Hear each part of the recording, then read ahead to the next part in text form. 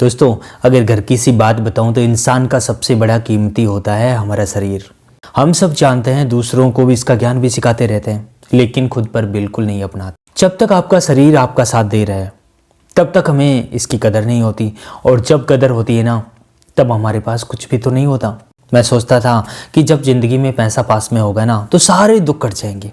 पैसा और आगे बढ़ने के चक्कर में शरीर पर बिल्कुल भी तो ध्यान नहीं दिया, और पता चला जब शरीर में कुछ हुआ, बीमार पड़ा, तो ऐसा लगा कि जिंदगी में कुछ भी तो नहीं बचा।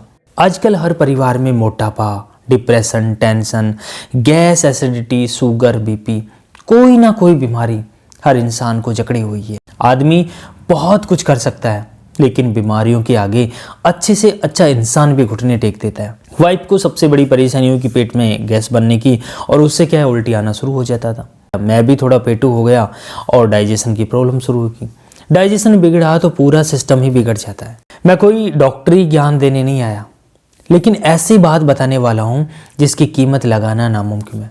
आपका शरीर स्वस्थ है तो सुख और दुख, सबसे बड़ी बड़ी परेशानियों को भी आप झेल सकते हैं। अगर आपको कुछ हो गया या शरीर में कुछ प्रॉब्लम हो गई तो आप कुछ नहीं कर सकते। आपके अपने भी धीरे धीरे ना आपसे परेशान होने लगेंगे और आप बोझ बनना शुरू हो जाएंगे।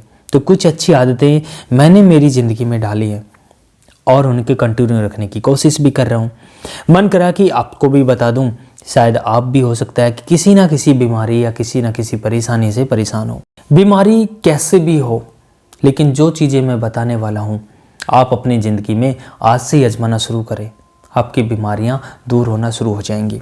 सबसे पहले आलस को छोड़कर सुबह सूरज निकलने से पहले उठ जाओ, थोड़ा घूमने निकलो।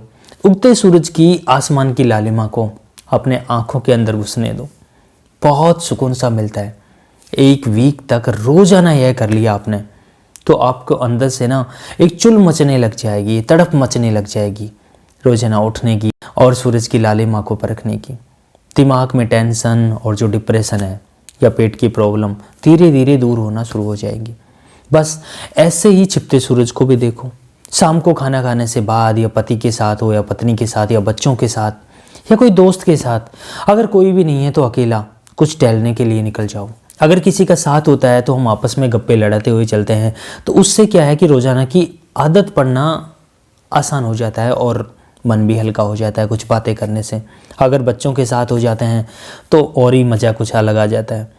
मुझे भी ऑफिस में ना शाम को टहलने का ना मन करने लगता है और जल्दी से मैं ऑफिस से घर आ जाता हूँ। सीजनल सब्जी या फ्रूट्स में बिल्कुल भी कंजूसी मत करना। मैं मंडी से लाता हूँ तो कुछ सस्ती भी आ जाती हैं और ताज़ी भी आ जाती हैं। गाँव का मोटा अनाज खाने का मन करता है और वही हम खाते हैं। थोड़ी मेहनत तो लगती है, लेकिन दोनों साथ मिलकर ना हरी सब्जियों को भी खाने में शामिल कर लेते हैं।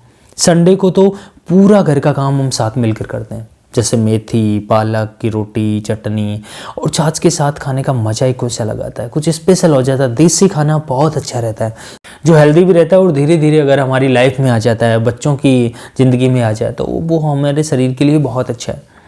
कहने का मतलब ज़िंदगी में सुकून स्वस्थ शरीर में ही निवास करता है। अगर आप सही हैं, आपका शरीर स्वस्थ है, तो आप मन चाहा जो भी कुछ कर सकते हैं। अगर शरीर में कुछ दिक्कत हो गई तो हमारे किसी के बस की बात नहीं रहती। मेडिटेशन को दिनचर्या का हिस्सा बनाने की कोशिश करो। मैं भी कोशिश कर रहा हूँ। योग की आदत अभी पड़ी नहीं है, लेकिन डालने की कोशिश जारी है। तभी तो 10 से 12 घंटे रोजाना काम कर पाता हूँ। किसी से भी दुश्मनी मोल ले लेना, लेकिन खुद का दुश्मन कभी मत बनना। ख्याल रखना कि आप है ना बहुत स्पेशल है और आपकी जिम्मेदारियां, बहुत ज़्यादा जिम्मेदारियां आप पर टिकी हुई हैं। इसके लिए अपने आप को वक्त देना शुरू करें, अपने शरीर पर इन्वेस्ट करना शुरू करें, अपने शरीर पर ध्यान देना शुरू करें। मिलता हूँ एक नई सी वीडियो में। जब तक मज़े लूटते रहिए ज़िंदगी के और अपना ख्याल रखना।